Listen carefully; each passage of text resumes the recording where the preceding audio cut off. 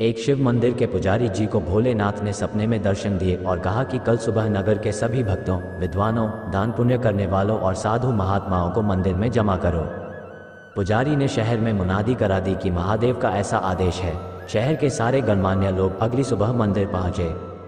पूजा अर्चना हुई और पुजारी जी ने विस्तार से स्वप्न बताया। तभी मंदिर में एक अद्भुत तेज प्रकाश हुआ। लोगों की आंखें चौंधिया गईं। जब प्रकाश कम हुआ तो लोगों ने देखा कि शिवलिंग के पास एक रत्नजड़ित सोने का पात्र है। उसके रत्नों में दिव्य प्रकाश की चमक थी। उस पर लिखा था कि सबसे बड़े दयालु और पुण्यात्मा के लिए यह उपहार है। पुजारी जी ने वह पात्र सबको दिखाया। वह बोले, प्रत्येक सोमवार को यहाँ विद्वानों की सभा होगी।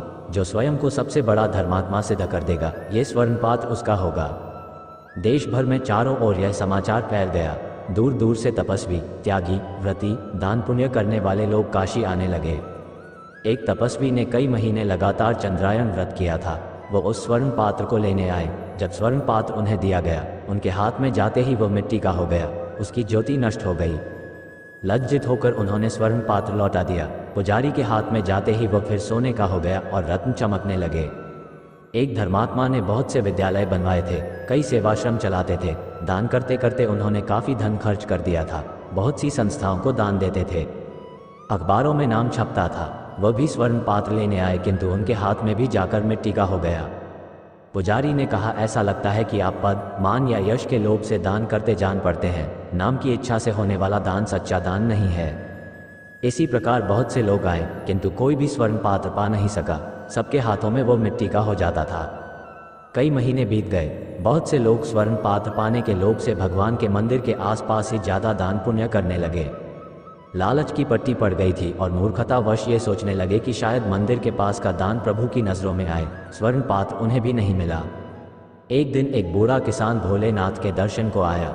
उसे इस पात्र की बात पता भी न थी। गरीब देहाती किसान था तो कपड़े भी मैले और फटे थे। उसके पास कपड़े में बंधा थोड़ा सत्तू और एक फटा कंबल था।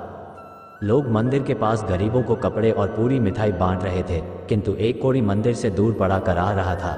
उससे उठा नहीं जाता था। सारे शरीर में घाव थे। कोढ़ी भूखा था, लेकिन उसकी ओर कोई देखता तक नहीं था।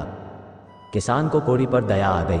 उसने अपना सत्तू उसे खाने को दे दिया और कंबल उसे ओढ़ा दिया। फिर वो मंदिर में दर्शन करने आया। मंदिर के पुजारी ने अब नियम बना लिया था कि सोमवार को जितने यात्री दर्शन करने आते थे, सबके हाथ में एक बार वो स्वर्ण पात्र जरूर रखते थे।